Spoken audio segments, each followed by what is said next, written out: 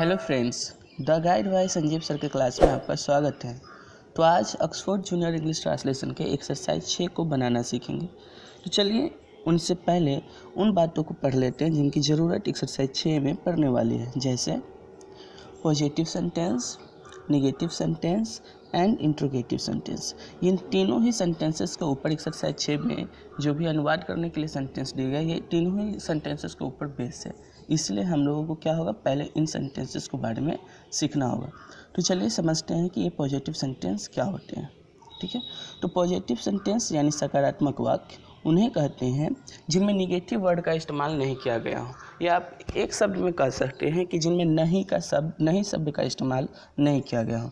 जैसे आप यहाँ देख सकते हैं, आप धनी और नेक हैं, इसमें क्या नहीं जोड़ा गया है, नेगेटिव वर्ड को नहीं जोड़ा गया है। जैसे यहाँ नहीं को नहीं जोड़े हुए हैं, इसलिए इसको क्या कहेंगे, सकारात्मक वाक्य कहेंगे या पॉजिटिव सेंटेंस कहेंगे। ठीक इसी प्रकार मैं युवा और स्वस्थ हूँ, इसमें भी क्या है, नेगेटिव वर्ड का प्रयोग नहीं किया गया है, तो इसको क्या कहते हैं, पॉजिटिव सेंटेंसेस कहते हैं। तो चलिए समझते हैं कि पॉजिटिव सेंटेंस को बनाने की क्या रूल है, क्या स्ट्रक्चर है। तो चलिए बनाने का नियम को देखते हैं। तो पॉजिटिव सेंटेंसेस के बनाने का नियम क्या है, सब्जेक्ट प्लस एमिजार प्लस ऑब्जेक्ट या अदर कॉम्प्लीमेंट, यानी सेंटेंस में जो भी दिया गया हो उसके अकॉर्डिंग हम लोग बनाते हैं। जैसे सब्जेक्ट, सबसे पहले क्या करना होता है, सब्जेक्ट को लिखना होता है, उसके बाद एमिजार का, तो एमिजार का प्रयोग तो करना ही है, वो भी किसके अकॉर्डिंग, सब्जेक्ट के अकॉर्डिंग। ठीक है, किस सब्जेक्ट के साथ एम लगना है, किस सब्जेक्ट के साथ आर लगना है, किस सब्जेक्ट के साथ इज लगना है, इन सभी बातों में मैंने पहले भी ऑलरेडी कई सारी वीडियो को अपलोड कर चुका हूँ पॉजिटिव सेंटेंसेस के ऊपर। एक्सरसाइज 1, 2 और 3 इन्हीं से संबंधित था, आप उन्हें देखें और उसको भी अच्छे से आप समझें। ठीक है, मैं यहाँ पर एक स्ट्रक्चर लिख दिया हूँ ताकि आपको कोई भी कन्फ्यूजन ना हो पाए। तो क्या है अब स्ट्रक्चर, सबसे पहले सब्जेक्ट लिखना है, उसके बाद सब्जेक्ट के अकॉर्डिंग एमिजार का प्रयोग करना है, उसके बाद ऑब्जेक्ट या अदर कॉम्प्लीमेंट जो भी सेंटेंस में दिया गया हो वो लिखना है। जैसे यहाँ देखें, आप धनी और नेक हैं, इनमें सब्जेक्ट क्या है, आप, और इसका इंग्लिश का अर्थ है यू, तो सब्जेक्ट क्या है, यू, और यू के साथ क्या लगता है, आर, तो you are rich and gentle. ठीक है, तो आप स्ट्रक्चर समझे, सबसे पहले सब्जेक्ट लिखना है, ठीक है, सब्जेक्ट लिखना है, उसके बाद एमिजार का प्रयोग करना है, और जो भी अदर कॉम्प्लीमेंट या जो भी ऑब्जेक्ट हो उसको लिख देना है। ठीक है, तो यहाँ क्या लिखा गया, you are rich and gentle.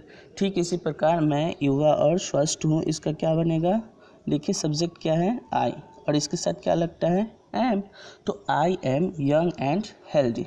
ठीक है, इसी प्रकार चलिए अब अगले सेंटेंस क्या है, निगेटिव सेंटेंस, उनके बारे में समझ लेते हैं कि निगेटिव सेंटेंस क्या होते हैं। तो निगेटिव सेंटेंस क्या है, जब सकारात्मक वाक्य में यानी पॉजिटिव सेंटेंस में निगेटिव वर्ड को जोड़ दिया जाता है, या आप यह भी कह सकते हैं जब किसी सेंटेंस में नहीं वाला वर्ड यदि जोड़ा हुआ हो तो उन्हें क्या कहते हैं, नकारात्मक वाक्य या निगेटिव सेंटेंस कहते हैं। ठीक है, जैसे यहाँ देखिए आप क्या किया है, मैं धनी नहीं हूँ, इसमें नहीं जुड़े हुए हैं। इसी प्रकार मैं डॉक्टर नहीं हूँ, इसमें नहीं जुड़े हुए हैं। तो जब भी सकारात्मक सेंटेंस या किसी भी सेंटेंस में यदि नहीं जुड़े हुए हैं तो उन्हें क्या कहते हैं, निगेटिव सेंटेंस कहते हैं। ठीक है, तो चलिए निगेटिव सेंटेंस को बनाने का जो नियम है उनको एक बार देख लेते हैं। जैसे निगेटिव सेंटेंस को कैसे बनाएंगे, तो सबसे पहले तो सब्जेक्ट लिखना है, सब्जेक्ट के अकॉर्डिंग उसके बाद क्या करना है, एमिजार को लिखना है, और एमिजार के बाद यानी ठीक ऑक्सिलरी वर्ब के बाद हम लोगों को नॉट का प्रयोग करना है, और उसके बाद ऑब्जेक्ट या जो भी अदर कॉम्प्लीमेंट हो सेंटेंस के अकॉर्डिंग उसको लिख देना है। ठीक है, और नॉट क्यों लिखते हैं, तो बस वही नहीं जो शब्द लिखा हुआ गया है उसी का इंग्लिश होता है नॉट। ठीक है, तो नहीं का इंग्लिश 2 होता है, जैसे आप नो भी लिख सकते हैं और नॉट भी लिख सकते हैं। तो इनका प्रयोग क्या होता है कि अलग अलग जगहों पे अलग अलग ढंग से किया जाता है। तो मैं नहीं के लिए जो नो और नॉट का उपयोग है इसके लिए मैं एक सेपरेट वीडियो बना दूंगा, ताकि उसमें आप जो भी कन्फ्यूजन हो रहा होगा अभी उन सभी को आप वहाँ से दूर कर सकते हैं। ठीक है, मैं उसका लिंक भी डिस्क्रिप्शन बॉक्स में डाल दूँगा, आप वहाँ से ज़रूर देख सकते हैं, आप डायरेक्टली वहाँ से आप उस वीडियो पर पहुँच सकते हैं। ठीक है, तो चलिए यहाँ पहले समझ लेते हैं कि कैसे बनाना है नेगेटिव सेंटेंसेस को। जैसे क्या दिया गया है, मैं धनी नहीं हूँ, कैसे बनाएंगे, देखिए मैं का इंग्लिश आई यहाँ पे सब्जेक्ट है और इसके साथ क्या लगाया जाता है, एम लगाया जाता है, इसलिए आई एम और उसके बाद क्या करना है, नॉट लगाना है, तो आई एम नॉट रिच बन जाएगा। ठीक इसी प्रकार मैं डॉक्टर नहीं हूँ का क्या बनेगा, आई एम नॉट ए डॉक्टर। ठीक है, यहाँ ए क्यों लगाया गया है, तो मैं कितना, मैं भी तो एक हूँ, या कोई भी जो मैं का उपयोग कर रहा है जो भी व्यक्ति उस स्वयं अपने आप के लिए कहता है। ठीक है, तो कितना व्यक्ति होता है, एक ही व्यक्ति होता है, तो डॉक्टर कितना होगा, यह भी एक ही होगा, इसीलिए ए डॉक्टर का प्रयोग किया जाता है, आई एम नॉट अ डॉक्टर। तो आप ध्यान में रखिए निगेटिव सेंटेंस का रूल क्या है, subject plus am is are plus not plus object या अदर कॉम्प्लीमेंट। ठीक है, चलिए इंट्रोगेटिव सेंटेंस के बारे में हम लोग एक बार समझ लेते हैं कि इंट्रोगेटिव सेंटेंस यानी प्रश्नात्मक वाक्य या प्रश्नवाचक वाक्य। ठीक है, चलिए प्रश्नात्मक वाक्य किसे कहते हैं, तो जब भी किसी भी सेंटेंस से ऐसा महसूस हो कि कोई मुझसे प्रश्न पूछ रहा है या उसमें कब क्या किए हुए रहे, हाँ वो सब डी जोड़े हुए रहता है, क्या जोड़े हुए रहता है। ऐसे और भी बहुत सारे इंट्रोगेटिव सेंटेंस है जिसे WH क्वेश्चंस भी बोलते हैं।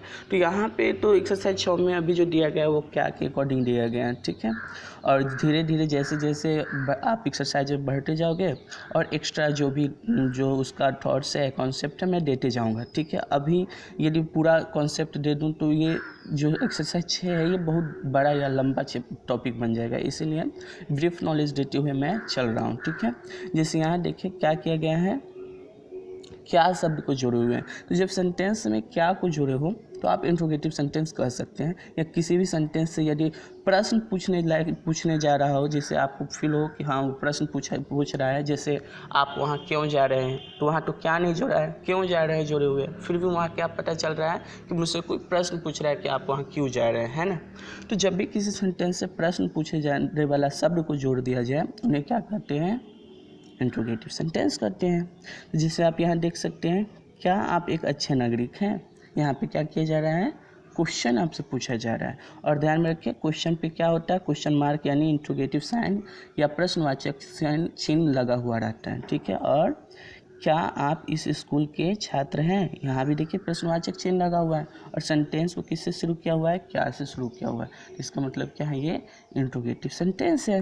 तो मैंने इन सभी के ऊपर वीडियो में पहले भी बना चुका हूँ, आप उन्हें ज़रूर देखें। पॉजिटिव सेंटेंस 1 to 3 एक्सरसाइज आपको उसमें मिल जाएगा, और 4 एक्सरसाइज जो है वो निगेटिव सेंटेंस पे बेस है, और इंट्रोगेटिव सेंटेंस के ऊपर भी मैंने कई सारी बहुत ही कॉन्सेप्चुअल तरीक़ा से एक्सरसाइज 5 में मैंने उसको डिस्कस करा रखा है। 6 में इतना इसलिए बता रहा हूँ क्योंकि 6 में तीनों दिए हुए हैं, तो ज़रा आप एक बार देख लेंगे तो क्लियर रहेगा। ठीक है, तो चलिए इंट्रोगेटिव सेंटेंस को बनाने का क्या नियम है इस पर एक बार देख लेते हैं। क्लियर, देखिए जब भी इंट्रोगेटिव सेंटेंस हो या क्या लगा हुआ, जब उसमें शुरू में ही क्या लगा दिया गया हो तो क्या करना है, वहाँ पे एम इजहार को पहले निकाल लेना है। ठीक है, ध्यान में रखिएगा, जब भी सब्जेक्ट में क्या हो, क्या लगा के शुरू किया हुआ सेंटेंस, उसमें एन इजहार को पहले निकाल लिया जाता है और सब्जेक्ट के अकॉर्डिंग उसको क्या करते हैं, लिख दिया जाता है। जैसे आप यहाँ देखें, क्या आप एक अच्छे नागरिक हैं। ठीक है, इनमें सब्जेक्ट क्या है, यू। ठीक है, आपका इंग्लिश यू होता है, यू सब्जेक्ट है यहाँ पे, और सब्जेक्ट यू के साथ क्या लगता है, आर लगता है, इसलिए आर को पहले लिख देंगे, उसके बाद सब्जेक्ट लिखना है। ठीक है, आर को पहले लिखना है, उसके बाद सब्जेक्ट लिखना है। और एक अच्छे नागरिक, तो उसका क्या होगा, इंग्लिश ए गुड सिटीजन होगा, तो इसलिए सेंटेंस क्या बनेगा, are you a good citizen. Okay, तो सेंटेंस बनाने का रूल क्या है, स्ट्रक्चर क्या है, सबसे पहले आप एम इज आर लिखेंगे, उसके बाद सब्जेक्ट लिखेंगे, उसके बाद ऑब्जेक्ट या अदर कॉम्प्लीमेंट जो भी सेंटेंस में दिया गया हो उन्हें आप लिख देंगे। क्लियर है, तो आप इस तरीक़ा से सेंटेंसेस को बना सकते हैं। ओके डियर, तो चलिए अभी एक और सेंटेंस को समझने की कोशिश करते हैं। जैसे क्या दिया गया हो, क्या आप इस स्कूल के छात्र हैं, तो क्या बनेगा, देखिए यहाँ भी सब्जेक्ट तो यू है, तो यू के साथ तो आर लगता है, इसलिए पहले ही मैंने आर लिख दिया है। तो जब भी क्या देखिए आप, तो एम इज आर या जो भी एक्सिलरी वर्ब का प्रयोग होता है उन्हें आप क्या करेंगे, पहले लिख देंगे और उसके बाद सब्जेक्ट का इस्तेमाल करेंगे। तो are you a student of this school. ठीक है, इस तरीक़े से सेंटेंसेस को बनाया जाता है।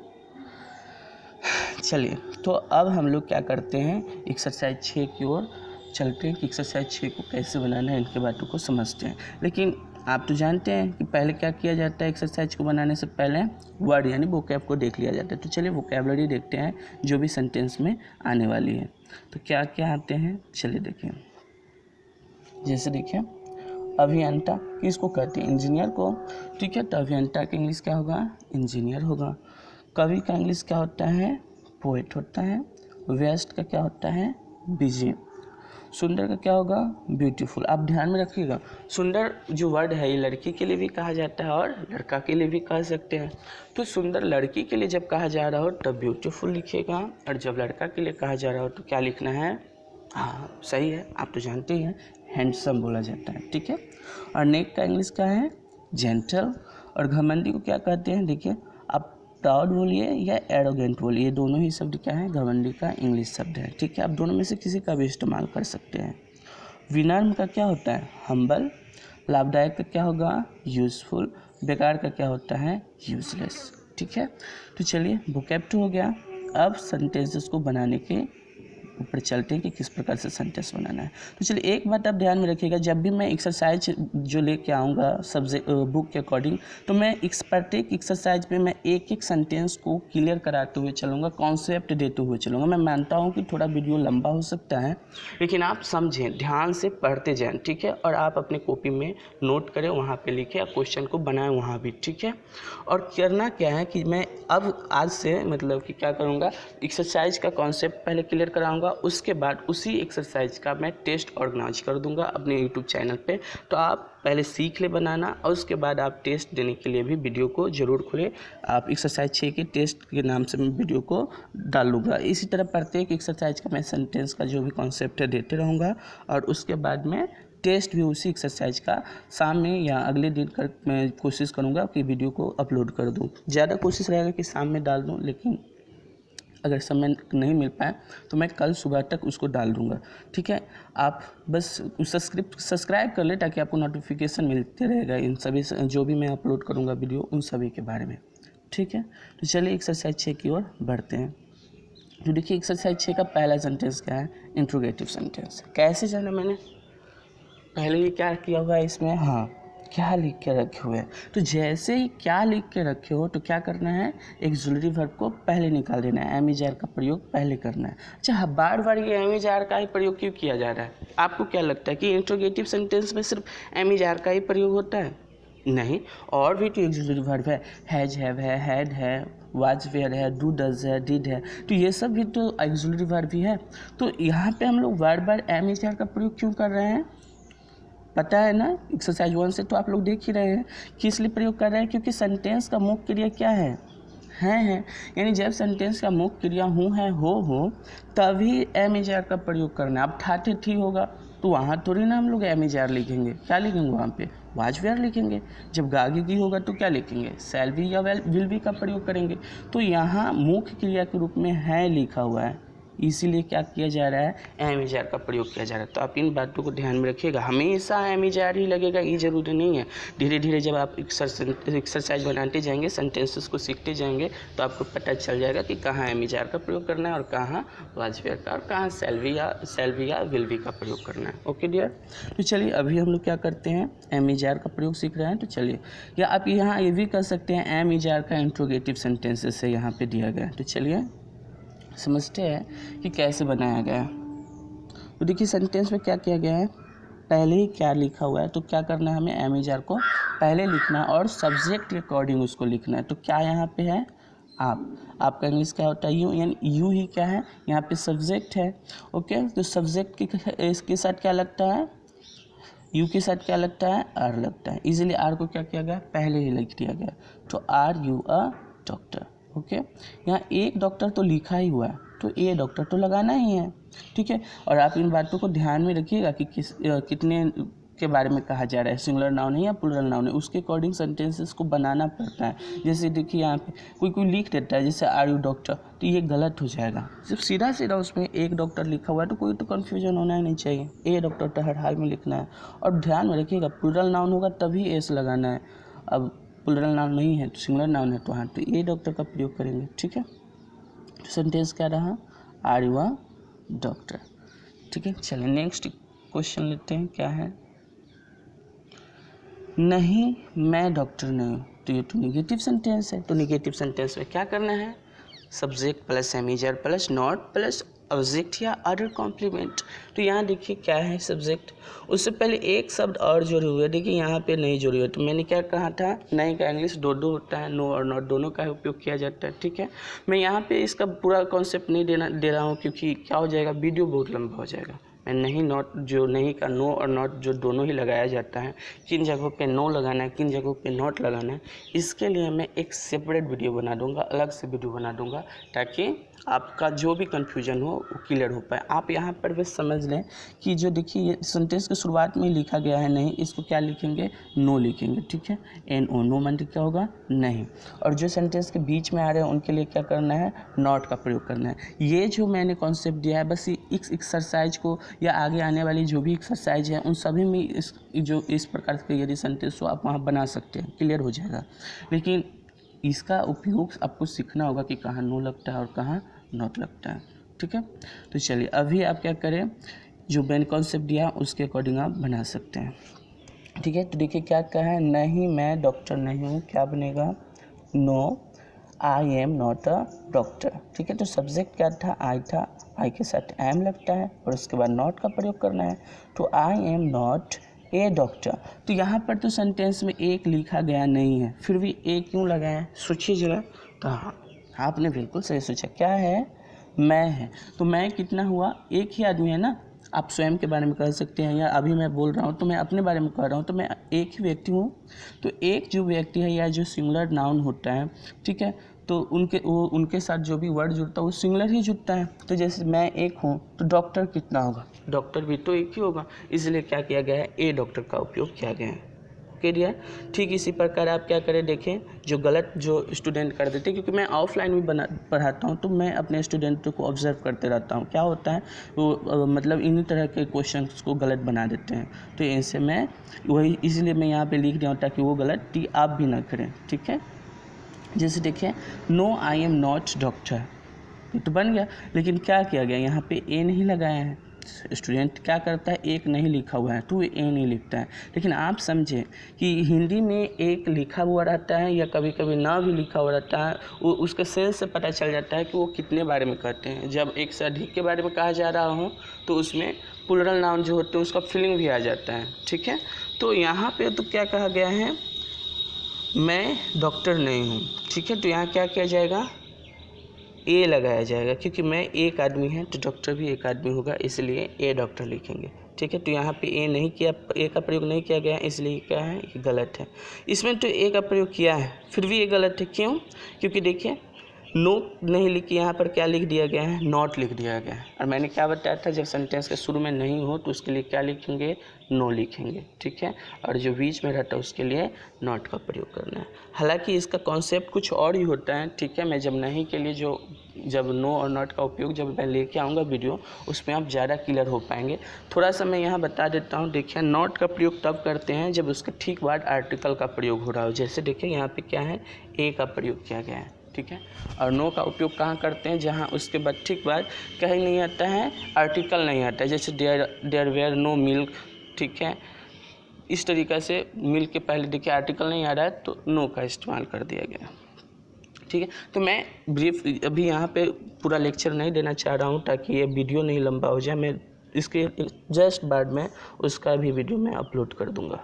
ठीक है, चलिए नेक्स्ट क्वेश्चन लेते हैं। मैं एक अभियंता हूँ, क्या बनेगा इसका, सब्जेक्ट क्या है, आई है, इसके साथ क्या लगाना है, एम। तो I am an engineer, positive sentence है। तो क्या है बनाने का तरीका, subject plus am is are plus object या अदर कॉम्प्लीमेंट। तो यहाँ पे क्या हुआ, I am an engineer. Okay, चलिए आगे लेते हैं। क्या वे लोग कवि हैं, क्या होगा इसका सेंटेंस, देखिए क्या का पहले ही प्रयोग कर दिया गया है, ध्यान में रखिएगा। जैसे ही क्या पहले बोल दिया, इंट्रोगेटिव सेंटेंस है, एक्सक्लूसिव वर्ब को तो पहले आना है। तो यहाँ एक्सक्लूसिव वर्ब का क्या उपयोग करना है, एम इज आर का उपयोग करना है। और किसके अकॉर्डिंग, इसको ध्यान में रखिएगा, सब्जेक्ट के अकॉर्डिंग इसका इस्तेमाल किया जाता है। और मैंने इसके ऊपर बहुत सारी वीडियो बनाए हैं, आप वहाँ जाके देखिए कि किस सब्जेक्ट के साथ क्या चीज़ का उपयोग किया जाता है। जैसे यहाँ क्या है, दे, डे सब्जेक्ट है और डे के साथ क्या चीज़ का उपयोग होता है, आर का उपयोग होता है। तो इसलिए सब्जेक्ट में क्या किया, सेंटेंस के शुरुआत में ही आर लिख दिया, उसके बाद सब्जेक्ट लिख दिया। तो आर डे पोएट्स, ठीक है। कवि का इंग्लिश क्या होता है, पोएट होता है। तो यहाँ तो वे लोग में कितने लोग हैं, एक से तो अधिक है, मतलब प्लुरल है, एक से अधिक है। तो यहाँ पे कवि भी क्या होंगे, एक से अधिक होंगे, तो प्लुरल बनाना होगा इन्हें भी। तो पोएट में क्या करें आप, एस जोड़ दें और ये प्लुरल बन जाएगा, ठीक है। अच्छा, इन बात को ध्यान में रखिएगा कि ये प्लुरल बनाने के लिए सिर्फ एस जोड़ देने से प्लुरल बन जाता है, ऐसा बात नहीं है, ठीक है। कहीं कहीं ई एस लगता है, कहीं आप ई एन लिखा हुआ देखिएगा, कहीं आई एस लिखे हुए देखिएगा। तो ये अलग अलग नाउन का कुछ कॉन्सेप्ट होता है, उन चीज़ों को देखते हुए प्लुरल बनाया जाता है, ठीक है। जब मैं ग्रामर का शुरुआत करूँगा तो वहाँ पे मैं धीरे धीरे सभी चीज़ों को मैं बताते हुए चलूँगा। हल्का ऐसे मैं कल तक क्या करूँगा कि एक्सरसाइज में जो नाउन जिनका प्रयोग प्लुरल करने के लिए किया जाता है उन सब पे मैं थोड़ा बहुत क्या कर दूँगा, जो मतलब नाउन को प्लुरल बनाने के तरीका जो है मैं दे दूँगा या लिख दूँगा, ठीक है। और जो उसका फुल कंसेप्ट है वो मैं एक सेपरेट वीडियो में तैयार कर दूँगा अलग से, ओके। चलिए समझते हैं। अगला सेंटेंस क्या है, हाँ वे लोग कवि हैं। देखिए तो हाँ है, तो हाँ का इंग्लिश क्या होता है, सही है, यस होता है। तो अब सबसे पहले इसको लिखते हैं यस, उसके बाद देखिए सेंटेंस कैसा, उसके बाद तो सेंटेंस है वे लोग कवि, यानी क्या है, ये तो सेंटेंस सब्जेक्टिव हो गया, सॉरी क्या हो गया, पॉजिटिव हो गया। तो पॉजिटिव सेंटेंस है तो क्या बनेगा, सब्जेक्ट प्लस एमिजर प्लस ऑब्जेक्ट या अदर कॉम्प्लीमेंट। तो देखिए यहाँ पे क्या लिखा गया, वे लोग कवि हैं, तो क्या करेंगे इसके बाद, दे आर पोएट्स, ठीक है। वे का इंग्लिश डे होता है, डे के साथ आर लगाना है, तो दे आर पोएट्स लिख देंगे, ठीक है। तो आप यहाँ ध्यान में रखिएगा, बस इसको देख लेना है, हाँ का इंग्लिश यस लिख देना। उसके बाद सेंटेंस देखिए कैसा है, उसके अकॉर्डिंग आप बना दीजिए। चलिए अगला क्वेश्चन क्या है, देखिए, क्या आप व्यस्त हैं, तो पहले ही क्या लिखा हुआ है, तो एमिजर पहले लगाना है, और एमिजर लगाना किसके अकॉर्डिंग है, सब्जेक्ट के अकॉर्डिंग। तो सब्जेक्ट क्या है, आप व्यस्त हैं, तो आप क्या है, सब्जेक्ट हैं, तो उसका इंग्लिश क्या होता है, यू, यानी यू यहाँ पे क्या है, सब्जेक्ट है, और यू के साथ क्या लगता है, आर लगता है, तो इसलिए आर को पहले लिख देना है। तो बनेगा क्या sentence, are you busy, okay, ध्यान में रखिएगा। और एक बात और ध्यान में रखिएगा कि सेंटेंस के अंत में इंट्रोगेटिव का क्वेश्चन हो तो इंट्रोगेटिव साइन देना ही है, और आप कॉपी में लिखा करें, सभी को कॉपी में बनाएं, ठीक है। और जब मैं टेस्ट वीडियो जब अपलोड करूंगा तो वहाँ पे आप डायरेक्टली क्या करें, क्वेश्चन को सॉल्यूशन करें। उसमें टेस्ट जो एक्सरसाइज कैसे ऑर्गेनाइज होगा मैं बता देता हूँ। पहले हिंदी आएगी और उसके कुछ सेकेंड बाद उसका जो इंग्लिश होता है सो आएगा, ठीक है। तो आप जो हिंदी में बोलूँगा उस समय आप इसका इंग्लिश बोलने का कोशिश कीजिएगा, इससे आपका स्पोकन भी सही हो पाएगा, ठीक है। चलिए अगला सेंटेंस क्या है, नहीं मैं व्यस्त नहीं हूँ, ठीक है। यहाँ तो निगेटिव सेंटेंस है, खैर यहाँ निगेटिव सेंटेंस है तो देखिए क्या बनाना है, नहीं का इंग्लिश क्या लिखना है, पहले वाला को लिए नो लिखना है। उसके बाद क्या करना है, मैं व्यस्त नहीं हूँ, तो क्या है, देखिए मैं का इंग्लिश क्या होता है, आई, इसके साथ क्या लगता है, एम, तो आई एम, और एम इजर के बाद क्या लगाना है, नेगेटिव सेंटेंस हो तो नॉट लगाना है, तो आई एम नॉट बिजी, ठीक है। और आप ऐसे भी ध्यान में रख सकते हैं कि सेंटेंस के प्रायः तीसरे स्थान पर नॉट का प्रयोग किया जाता है, हमेशा नहीं, प्रायः, कभी कभी या ज़्यादातर केस में आप नॉट को क्या कर सेंटेंस के तीसरे स्थान पर देख सकते हैं। हालांकि यहाँ तो नहीं है, यहाँ तो चौथे स्थान पर आ रहा है, 1 2 3 4, तो हमेशा ऐसा नहीं होता है, ठीक है। ज़्यादातर केस में लेकिन नॉट तीसरे स्थान पर ही आता है।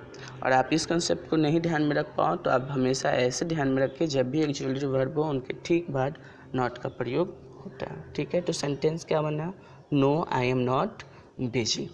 चलिए नेक्स्ट क्वेश्चन लेते हैं, क्या है सो देखें, और ज़रा इन्हें थोड़ा ध्यान से समझिएगा, आँख खोलिए पूरा से, हाँ गुड, आप समझिए क्या है सो। देखिए क्या लिखा, क्या वह सुंदर है, मैंने एक बार और इसे लिखा है, क्या वह सुंदर है। तो आप यहाँ ज़रा सेंटेंस को पढ़ के देखिए कि यह किसके लिए कहा गया है, लड़की के लिए कहा जा रहा है, महिला के लिए कहा जा रहा है, या पुरुष के लिए कहा जा रहा है। सेंटेंस से तो क्लियर हो नहीं रहा है। तो ज़्यादातर केसेस में हम लोग क्या करते हैं, ब्यूटीफुल लिख कर बनाने लगते हैं, सुंदर वर्ड देखते हैं, यहाँ ब्यूटीफुल है तो ब्यूटीफुल के अकॉर्डिंग सी लगाएंगे। तो ऐसा नहीं है, ठीक है। आमतौर पर ये स्पोकन के लिए मैं पढ़ा रहा हूँ, धीरे धीरे मैं अभी स्पोकन के ऊपर बहुत सारा जो क्यूरी होता है और एक्सरसाइज होता है उस पर भी मैं क्या करूँगा, डिस्कस कराना स्टार्ट कर दूँगा। तो आप ध्यान में रखिए, ठीक है। जब लड़का का बात किया जा रहा हो तो सुंदर का इंग्लिश हैंडसम होता है और टोआ का इंग्लिश क्या हो जाएगा, ही हो जाएगा। और जब लड़की का बात किया जा रहा हो तो वह के लिए सी लिखना है और सुंदर के लिए क्या लिखना है, ब्यूटीफुल लिखना है, ठीक है। तो आप अच्छे से इन चीज़ों को ध्यान में रखिएगा, ठीक है। तो क्या वह सुंदर है, क्या बनेगा, इज सी ब्यूटीफुल, ओके।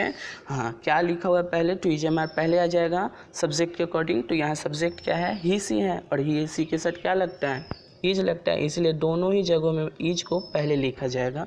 उसके बाद जो सब्जेक्ट है सी या ही को लिख देना है। तो बनेगा क्या, इज सी ब्यूटीफुल। और लड़का के लिए यदि कहा जा रहा हो तो इज ही हैंडसम, ठीक है। इसी प्रकार क्या वह नेक है, देखिए यहाँ भी तो पता नहीं चल रहा है लड़का का है या लड़की का है। तो ये स्पोकन करते वक्त ऐसा होता है, जब हम लोग एक दूसरे से बात कर रहे हो तो वहाँ तो हमें पता है। तो आप ध्यान में रखिएगा कि जब जिसके बारे में कहा जा रहा हो उसी के अकॉर्डिंग क्या करेंगे, सेंटेंस को बनाएंगे। जैसे यहाँ वह का इंग्लिश क्या है, स्त्रीलिंग है, ठीक है। महिला के लिए कहा जा रहा है, ऐसा सोच के यदि बनाएंगे तो सी लिखेंगे और पुरुष के लिए सोच के बनाना है तो ही लिखेंगे। तो सेंटेंस क्या बनेगा, इज सी जेंटल या इज ही जेंटल, ठीक है। आप ध्यान में रखेंगे। चलिए नेक्स्ट लेते हैं, क्वेश्चन क्या है देखिए।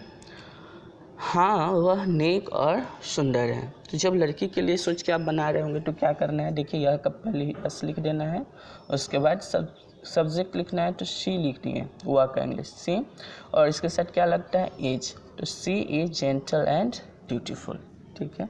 और बात यदि पुरुष की हो रही हो तो क्या करेंगे, हाँ का इंग्लिश तो यस लिखना ही है, और वह नेक और सुंदर है तो वह का इंग्लिश क्या होता है, ही के साथ एज और जेंटल एंड हैंडसम। देखिए वहाँ नहीं आता है तो मैंने इसे थोड़ा नीचे लिख दिया है, तो आप इन्हें ध्यान में रखिएगा। पुरुष के लिए कह रहा हो हाँ वह नेक और सुंदर है तो क्या लिखना है, yes he is gentle and handsome, okay dear. चलिए नेक्स्ट क्वेश्चन को लेते हैं। नेक्स्ट क्वेश्चन क्या है उन्हें सब देख लेते हैं। क्या वे लोग तैयार हैं, तो क्या पहले लिखा है तो क्या करेंगे, एमिजार को पहले ले आइए। वे लोग का इंग्लिश क्या होता है, दे, ठीक है। तो क्या हो जाएगा, दे के साथ तो आर लगता है तो क्या लिखेंगे, एमिजार में से पहले आर को लिखेंगे सब्जेक्ट के अकॉर्डिंग, ठीक है। तो सब्जेक्ट तो दे रहा तो इसके साथ तो आर लगता है, इसलिए शुरुआत में ही आर लिखना है। और क्या बन जाएगा सेंटेंस इस तरह से, आर दे रेडी, ओके। और यदि हाँ एक बात तो, यदि आप सेंटेंस में सब्जेक्ट किसे कहते हैं, ऑब्जेक्ट किसे कहते हैं, वर्ब किसे कहते हैं, ये अदर कॉम्प्लीमेंट में जो बोल रहा हूँ वो क्या चीज़ होता है, इन सब चीज़ों के बारे में नहीं जान पा रहे हैं तो आप ज़रूर कमेंट बॉक्स में लिखें। मैं बहुत जल्द ही बेसिक ग्रामर या बेसिक थोड़ा सा इंग्लिश के लिए, आप सेंटेंसेस को इंग्लिश के लिए मैं इसका एक वीडियो डाल दूँगा धीरे धीरे, ठीक है, जो इससे आपका क्लियर हो पाएगा, ठीक है। हालांकि थोड़ा बहुत तो डाउट हो ही रहा होगा क्योंकि मैं अभी ग्रामर के ऊपर मैं एक भी वीडियो नहीं बनाया, ठीक है। तो मैं कोशिश करूंगा कि जल्द से जल्द क्या करूं, उन सभी पे वीडियो बनाना स्टार्ट कर दूं, ठीक है। तो चलिए क्या बनेगा, देखिए क्या वे लोग तैयार है का क्या होगा, आर दे रेडी, ठीक है। इसी प्रकार वे लोग तैयार नहीं है का क्या बनेगा, देखिए डे के साथ आर लगना है तो दे आर नॉट रेडी, ठीक है। चलें, और यदि आपको फिर भी किसी सेंटेंस में कन्फ्यूजन हो रहा हो तो देखिए मैंने प्रत्येक सेंटेंस में उसका नंबरिंग दे रखा है, आप कमेंट बॉक्स में बस लिख दिया करें कि हाँ सर इसको एक बार और आप बताएं। मैं नेक्स्ट वीडियो में उसको लिखने की कोशिश करूँगा, या जितने भी डाउट हैं उनके लिए मैं एक अलग से वीडियो बना दूँगा, ठीक है। देखिए अगला सेंटेंस क्या है, क्या वह घमंडी है, सेंटेंस क्या बनेगा, देखिए हाँ घमंडी है, यहाँ तो पता चल रहा है वह किसके लिए कहा जा रहा है, लड़की के लिए, तो क्या बनेगा, सी लिखेंगे और सी के साथ क्या लगता है, इज लगता है, इसलिए इज को पहले लिख दिया गया क्योंकि सेंटेंस शुरुआत में ही क्या लगाए हुए हैं, इंट्रोगेटिव सेंटेंस। तो एमिजार को तो पहले लिखना है, इसलिए क्या लिखा गया, इज सी एरोगेंट या प्राउड, ठीक है। आप दोनों में से कुछ भी लिख सकते हैं, एरोगेंट या प्राउड लिख सकते हैं, ठीक है। चलिए और अगला सेंटेंस देखिए, वह घमंडी नहीं है, क्या बनेगा, सी इज नॉट एरोगेंट, ठीक है। चलिए नेक्स्ट सेंटेंस क्या है, देखिए वह नेक और विनम्र में है, क्या बनेगा, सोचिए ज़रा, कोशिश कीजिए, आप भी बोलिए, ठीक है, मुँह से बोलिए ताकि दूसरे को भी पता चले कि हाँ पढ़ाई हो रहा है। नहीं तो सब जानता है मोबाइल से सिर्फ गाना या एंजॉय ही किया जाता है, आप मोबाइल से पढ़ाई भी करते हैं, इन चीज़ों को घर में सबको बताइए।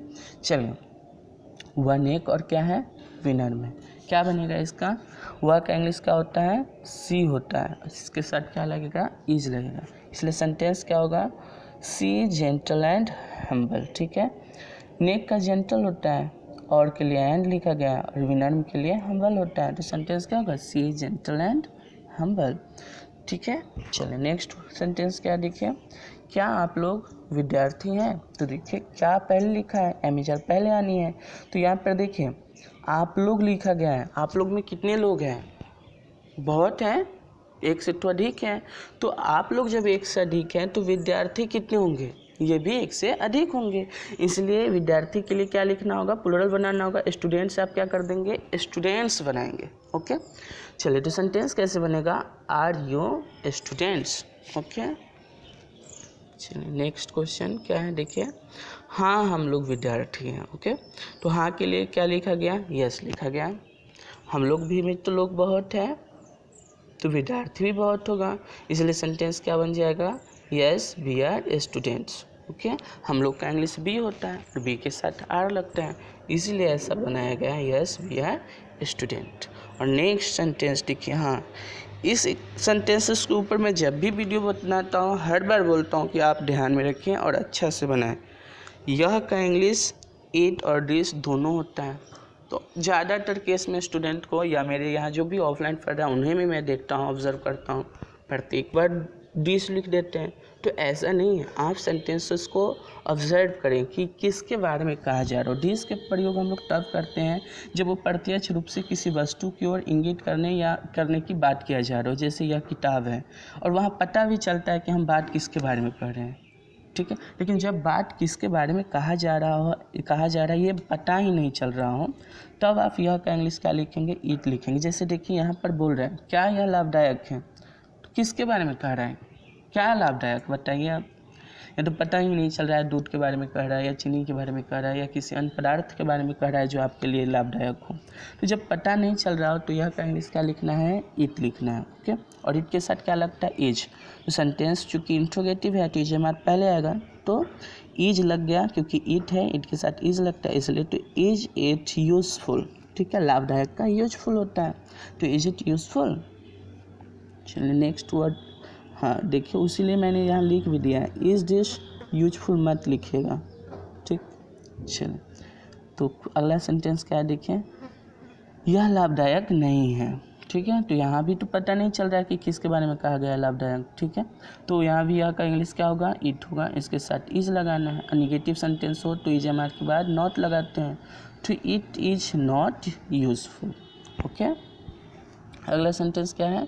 यह बेकार है। आप बताओ ना क्या बेकार है? पता है क्या बेकार है कह रहा है? ऐसा पता ही नहीं चल रहा। वाइन के बारे में कह रहा है बेकार है कि किसके बारे में बेकार है कह रहा है, पता नहीं चल रहा है, तो यह का इंग्लिश क्या लिखेंगे? इट लिखेंगे, तो इट इज़ यूजलेस हो जाएगा सेंटेंस।